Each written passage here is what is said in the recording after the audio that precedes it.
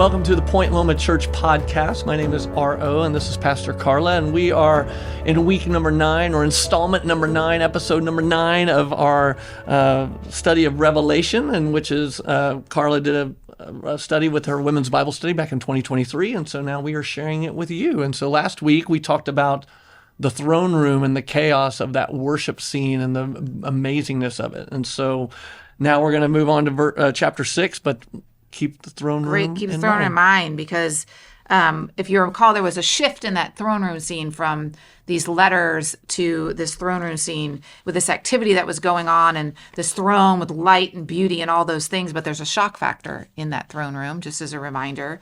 They're looking for someone to open the scroll. And in this throne room scene, John says, look, or John's vision says, look, a lion from the tribe of Judah. But then when he turns, there's not a lion. There's a slaughtered lamb sitting on the throne in the light.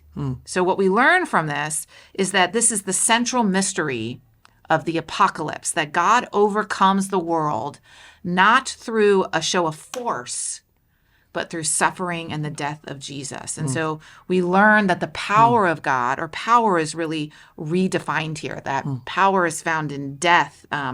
It's not found in weapons, it's found in death. And we learned earlier on in the text through the spoken word, these are the weapons of God. And so we need to carry this image with us throughout the remainder of the book of Revelation, as we're about to embark really on some pretty violent images. And it seems that God might have changed his tune from this throne room scene. But we have to understand that the rest of the book of Revelation and its images come through the power of the Lamb. Right. And that is something we have to hold on to, the power of the Lamb, because this stands in direct contrast to the power of the empire. Speaking of that, where is the power of the empire found? Where's their power found? Well, it's found in like the military might, holding the peace, the Pax Romana, that kind of thing. Right. So their power, just like the American empire, is found in the militarism. It's also found in propaganda.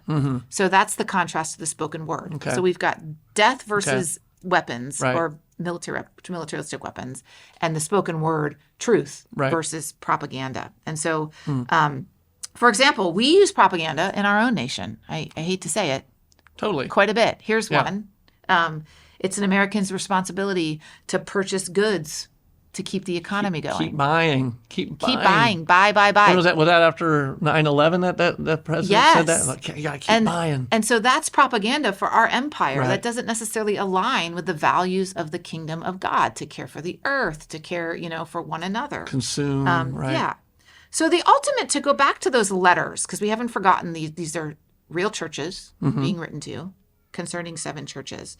The ultimate question that concerns these 7 churches, and really which concerns the church with a capital C in general, concerns us as well, is about evil. What is God going to do with the evil in this world? That is the question. And we see it everywhere. We see evil everywhere. These churches, these 7 churches, were experiencing evil in their daily lives, and they're being tempted to give into that evil. We also experience evil, and we are tempted to give in to that evil, which often is represented in our empire. But John takes the time to set up this throne room scene from last podcast prior to answering the burning question of the churches, which is what God is going to do with evil. Why do you think he did that?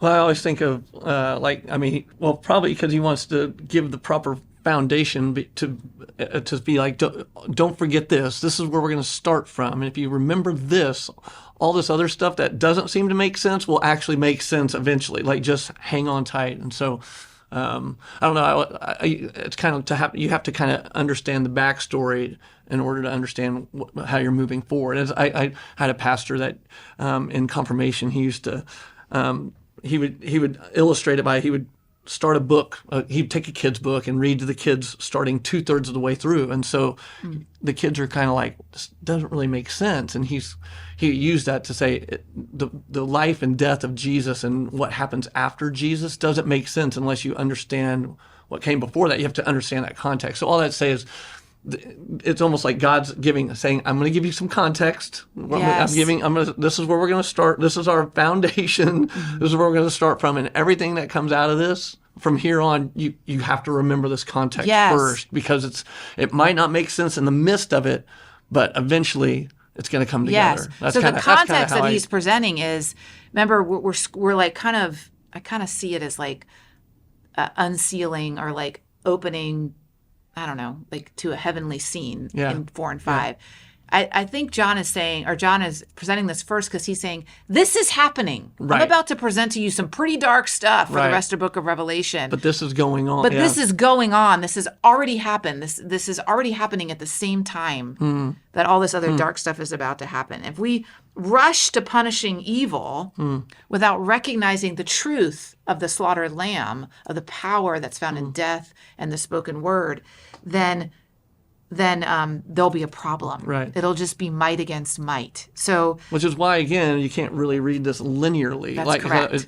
This is going on while all this stuff seems contrary to that, but you have to know that we already know how it ends. We already know how it ends. Right. That there's like these churches, there's no one equivalent to God. We're not even on the same playing how field. How it ends is happening right now with us. So with us. Okay. So knowing that, chapter 6, which we're about to embark today, through chapter 20, which is pretty much most of the book of Revelation. The story, it's all the same thing. It's the judgments. It's the judgments of God section of Revelation, the majority of this book. And so this is what the original hearers would have been looking for. They're trying to, find out what is God going to do with the evil in the world. So there are essentially in these chapters 6 through 20, there are 3 sets of judgments, but they are not linear. Meaning, but they're basically a different way of saying the same thing, or these things are going on all at the same time. Maybe that.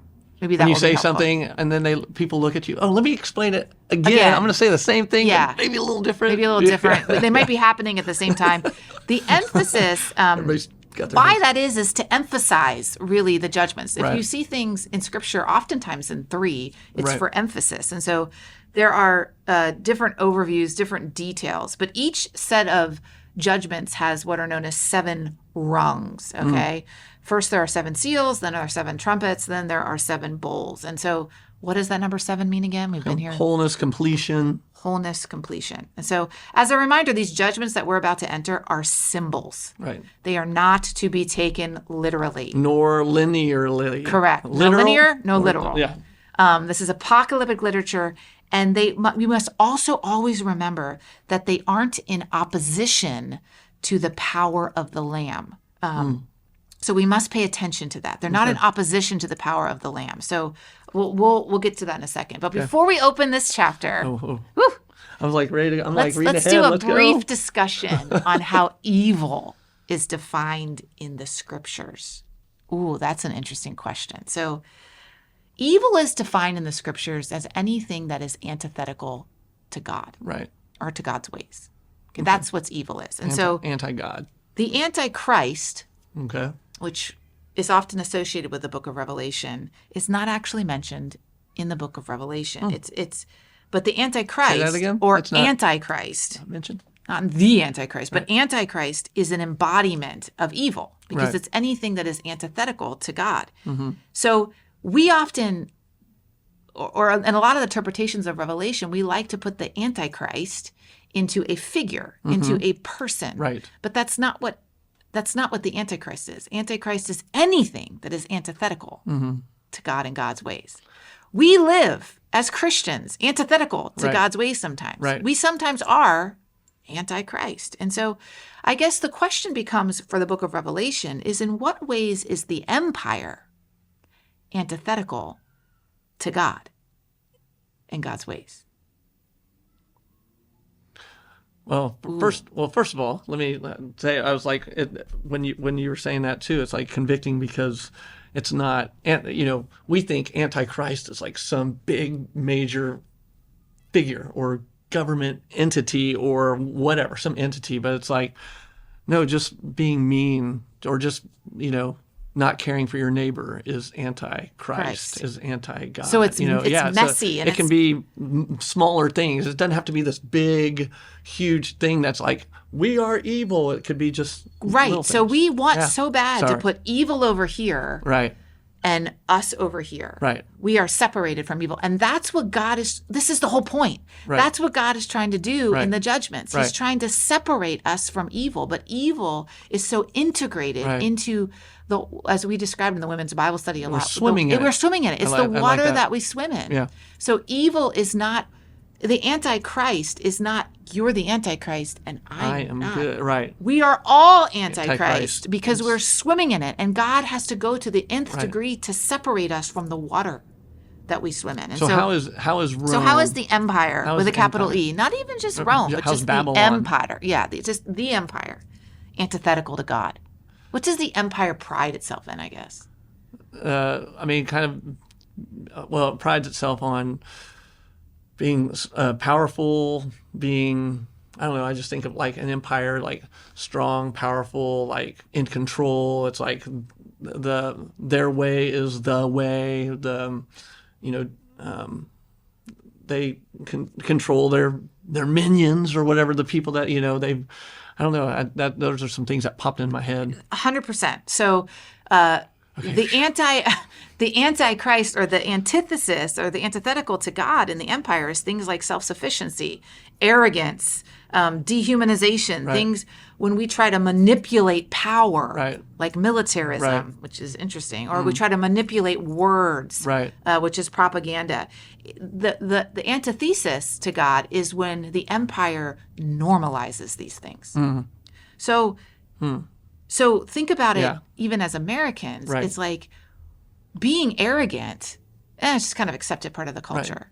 You have to be arrogant in order to get what you want, or it's just, or we've normalized it, or we call arrogance self-confidence. Correct. It's like, well, there's a fine line. Yes. So it's normalizing. The empire normalizes antithetical behaviors or anti-Christ-like behaviors, and so it's also putting the empire at the center of things. So this is what evil is. Evil in Revelation is not the Antichrist as a person. Okay. It is Antichrist. Right. Anything Antichrist, which is the waters that we swim in. So these judgments sin. that were... I mean, like, it's sin. But I mean, we don't like that word because it's overused and it's lost its meaning. But it's sin. So these judgments that we're just about to embark on, in most cases, are just the natural consequence to sin. Right. God is not wielding these judgments. God is allowing the natural consequence of sin. And so understanding the definition of evil as permeating changes our perspective on how we read. It's not us versus them. We are in the empire. We are evil. These churches are mixed. They're all mixed, okay? Make sense? All right. I mean, yes and no, but okay, yes. So let's get into the first judgment section. Read Revelation 6, or let's at least read part of it. It's pretty damaging, but go ahead. Just tell me when to stop. Then I saw the Lamb open one of the 7 seals, and I heard one of the 4 living creatures call out as with a voice of thunder, "Come!" I looked, and there was a white horse. Its rider had a bow. A crown was given to him, and he came out conquering to conquer. When he opened the 2nd seal, I heard the 2nd living creature call out, "Come!" And out came another horse, bright red. Its rider was permitted to take peace from the earth so that people would slaughter one another, and he was given a great sword. When he opened the 3rd seal, I heard the 3rd living creature call out, "Come!" I looked, and there was a black horse. Its rider held a pair of scales in his hand, and I heard what seemed to be a voice in the midst of the 4 living creatures saying, "A quart of wheat for a day's pay, and 3 quarts of barley for a day's pay. But do not damage the olive oil and the wine." When he opened the 4th seal, I heard the voice of the 4th living creature call out, "Come!" I looked out, and there was a pale green horse. Its rider's name was Death, and Hades followed with him. They were given authority over 1/4 of the earth to kill with sword, famine, and pestilence, and by the wild animals of the earth. Okay, let's stop there. Okay. So this is basically a 7-point sermon.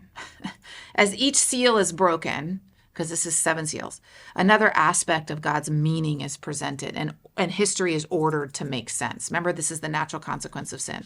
We are in this. Right. This is the water that we swim in.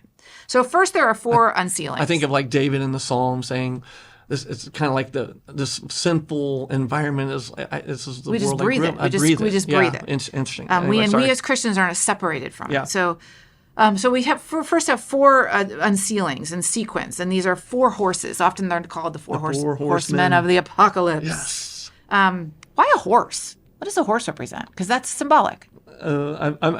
Power, Yeah. like majestic, like honor. I Yeah, don't know. and a horse is an animal that was created for battle.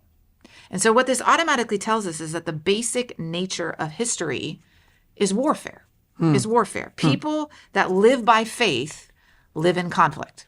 If we do not have conflict in your life as a person of faith, you are not living by faith. Okay? Right. So we live in external conflict sometimes, but in our world we live in internal. We live mostly in internal conflict in terms of as American Christians, and that's Usually internal conflict breeds external conflict. Yeah. But what this speaks to us really clearly symbolically is that's just the nature of things.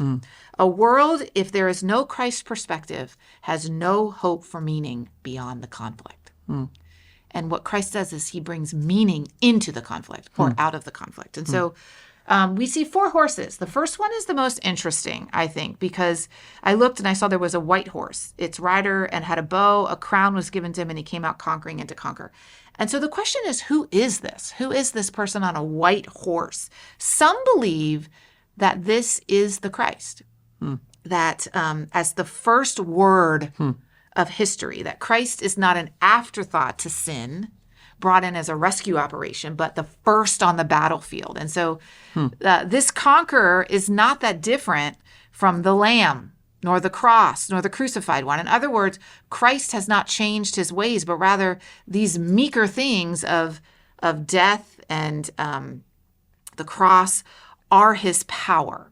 And so we learn why some theologians believe this is the Christ figure is because when we fast forward to chapter 19 of this, Christ comes also on a white horse, the Messiah. And so if this is the case, if this is the Christ, now there's debate about whether it is, if this is the Christ, that means this first horse steps onto the battlefield and then the opponents enter. Okay? Okay. Others believe, so that's one perspective. This is the Christ. And he's first on the battlefield to receive. He's the first and the last, the beginning and the end. Okay. Others believe, which is the more traditional view, that this is not the Christ, but rather the Antichrist, the false prophet. Right. He looks good. He's on a horse. He has a crown. Right. But the bow is a weapon, and Christ doesn't use such weapons. Right. And the crown is given to him by the empire, a false prophet. And it is the false empire that begins the battle. So that's a huge difference. Right. But whether this is the Christ, the actual Christ, or whether this is the Antichrist, something that's Antichrist, we observe the world is full of evil with the next three horsemen. So whether or not, we don't know. Okay, what do you think? I was like, that's crazy because if you think it's the Christ, then that's going to affect how you interpret the rest of it. If you think it's the Antichrist, it's going to affect on a totally. And I just think, wow, and how you interpret can totally mess with it. But I feel like it could be either, and either way, we just know that there's a representation in these seven seals of how evil the world is, or how. I also think it would mean, I personally, if I'm a reader in Rome, you would think Rome because the Caesar white horse. I mean, that's that is. Well, that's probably why it's a traditionalist view. Right. I just thought that other perspective was really interesting, at least. For sure. Don't mess me up. I know. Either way, we observe in the next three seals being broken that the world is full of evil. There are three horsemen. One is red, which represents war. One is black, which represents famine. And one is a pale horse, which represents sickness unto death. And so Eugene Peterson writes in his book, Reverse Thunder, that war is social evil. Famine is ecological evil. And sickness is biological evil. So you have evil in every making its way on into the history. I guess he says that war attacks the goodness of community. What do you think about that? War attacks the goodness of community. Yeah, I mean, war is a terrible and bloody business. You know what I'm saying? I feel like it destroys people. It destroys trust. It destroys so many things. And there's that no way- there's community no- is built on. And, There's no way to be in war unless you dehumanize. You have to. You have to. You can't kill somebody you love. Yeah. Uh, So this was interesting. I just visited I visited my dad a few months ago, and his dad's brother, so his uncle, his dad's brother was a World War II pilot, and he got part of a highway named after him in Oklahoma. Anyway, I asked my dad if his uncle ever talked about it, and he said no, he had a really hard time talking about it, and he said the reason is because he had a hard time reflecting on the fact that he shot down a human. Yeah. And it was all for the defense of the country. Obviously, World War II, big thing. But the fact that he had to, and he was a ace fighter pilot and was shot down. He had one of the highest kill rates, I guess, in as far as pilots. And he never talked about it because he had to cut off that part of himself because it was so. But damaging. that's what's so sad, that war attacks the goodness of community. Anyway. Totally. Okay. So then the second horse, the black horse, famine, Eugene Peterson says, violates and ravages God's bounty.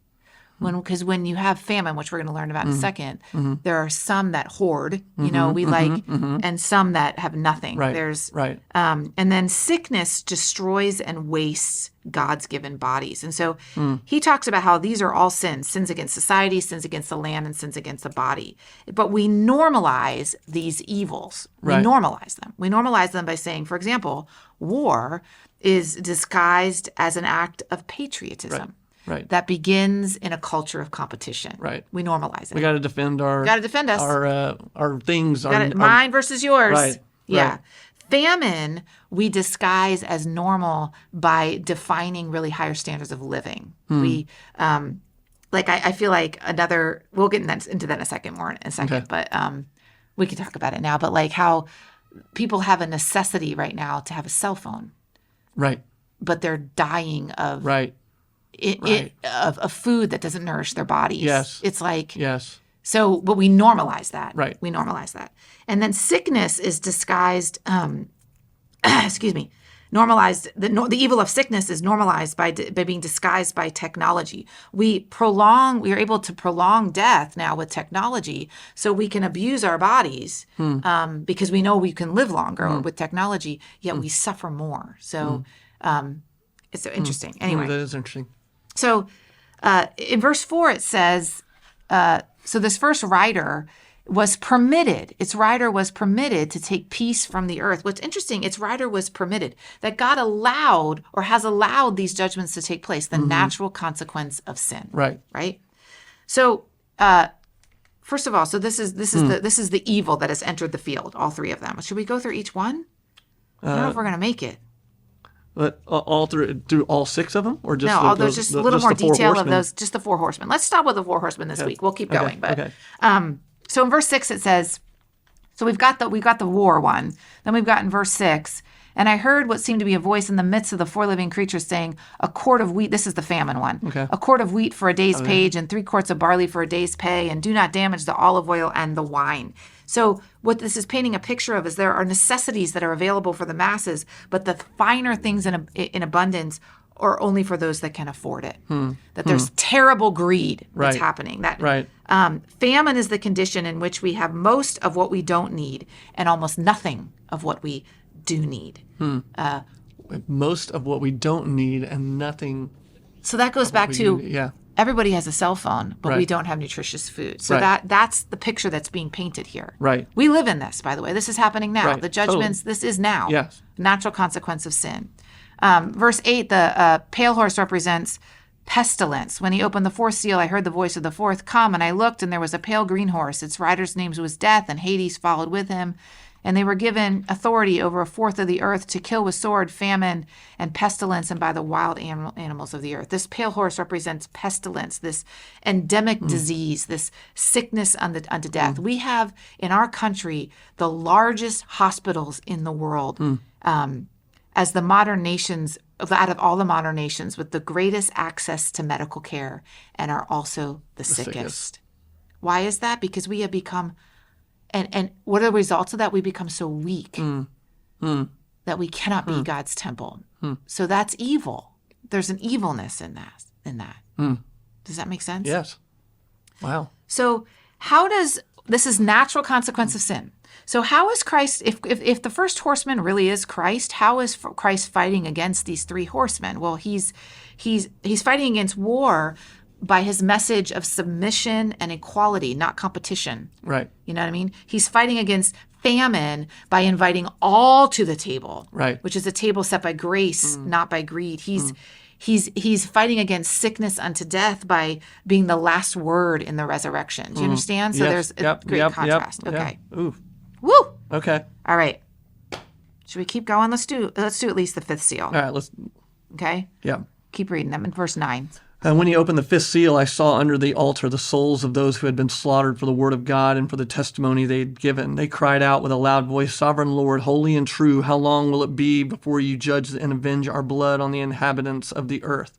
They were each given a white robe and told to rest a little longer until the number would be complete, both of their fellow servants and of their brothers and sisters who were soon to be killed as they themselves had been killed. Great. So we have this fifth seal that's now broken. And not only do we have these three, possibly four horsemen representing the evil in the world, but we also now see the persecution and the martyrdom of the saints. As if the empire is not bad enough with its evil, we also have those who have stood as witnesses against the empire who have also died. So natural consequence. Right. Of sin. Okay, let's keep going because sixth seal. We're going to end with the sixth seal. And when he opened the sixth seal, I looked, and there came a great earthquake. The sun became black as sackcloth. The full moon became like blood, and the stars of the sky fell on the earth as the fig tree drops its winter fruit when shaken by a gale. The sky vanished like a scroll rolling itself up, and every mountain and island was removed from its place.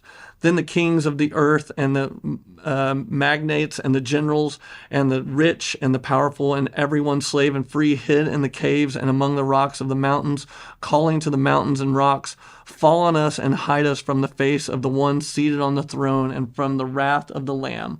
For the great day of their wrath has come, and who is able to stand? Great. So war, famine, sickness, we've got martyrdom and persecution. And then in seal 6, we see the consequences of sin on the natural world, the destruction of nature, earthquakes. These images come directly from the Old Testament prophecies.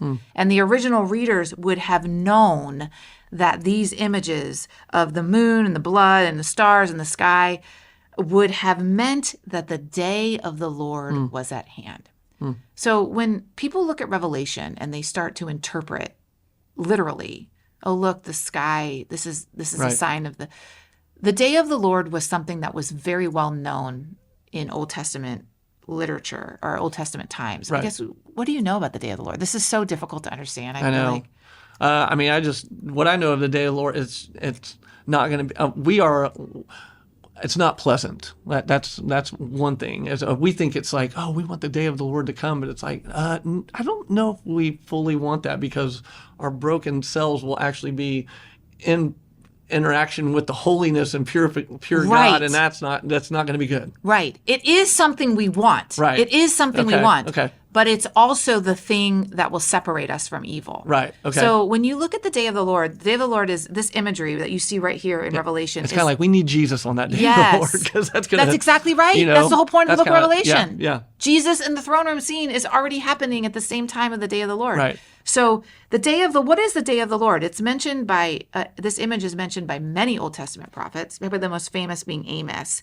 And so the day of the Lord was both a day in human history, or many days throughout human history, really, as well as the final judgment of God. That's how the Israelite or the Jewish people still understand the day of the Lord. So the images we find in Revelation chapter 6 right here are day of the Lord images. Okay. And they are meant that the judgment of God was there. The judgment of God was there. So the first day of the Lord, for example, that we see in the Old Testament was after Egypt and the Pharaoh and the crossing of the Red Sea. And that judgment, which released the Israelites from bondage, was the day of the Lord. Okay. That was seen as the day of the Lord. God has rescued us. Right? Yes, God has rescued us from evil.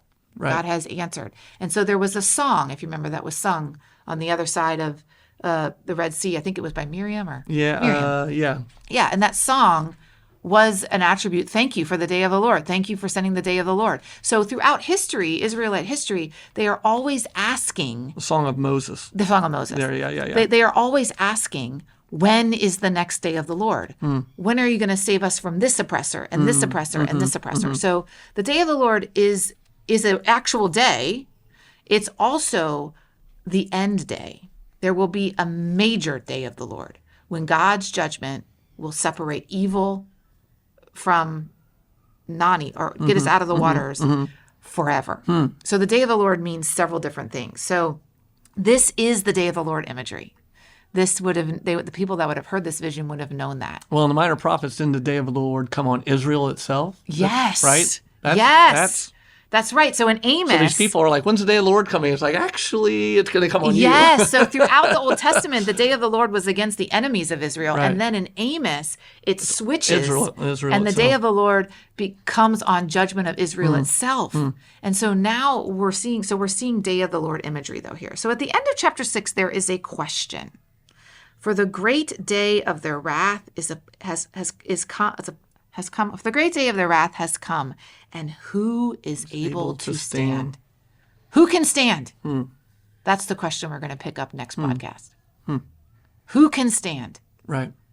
Well, I love that the rich and powerful, everyone's slave and free, hid in caves. Like earthquakes, day of the Lord doesn't Doesn't discriminate. Doesn't discriminate. Because we're all in the water. Right. We're all swimming in the water. Anyway. So I think one more thing before we leave, because I don't think I mentioned this. The word judgment simply means to divide. So oftentimes when we think of God's judgment, we think when we go to heaven, there's going to be a rolling video of all the things we did wrong. Right. And we're going to get punished for that. That is not what God's judgment means. Yeah. I don't think the 24 elders had a video being shown of their life. They were too busy just getting caught up. God's judgment simply means division. So God is dividing us from evil. That's all it is. And so God's judgment is something that we should long for and hope for. We should want the day of the Lord, even though it will be difficult, because in the end, we will be separated from the waters that we swim in. And in the Bible study, you showed a Day of the Lord done by the Bible Project. So if you want to know more about the Day of the Lord and maybe more information that maybe it's clearer than us, you can check out that video, Bible Project. They do great work over there. So just type in Bible Project Day of the Lord, you'll find it. So we can put a link on the. And we can put a link in the description. That'll help too. So, so then next week we'll get into the interview. We're going to take a break. We discover who will stand. Ooh, okay. Who will stand? That's the question. All right. So who will stand? So we're standing to get out of here. But thank you for joining us this week. Remember, you can catch us if you're listening to us on your podcast platform. You can catch us on our YouTube channel at Point Loma Church Online. If you're on Point Loma Church Online, you can go to any of the podcast platforms and hear this as well while you're moving around. So thank you for joining us for week number 9. I think this was. Wow, we're just cruising through it. So we'll see you next time. Bye-bye.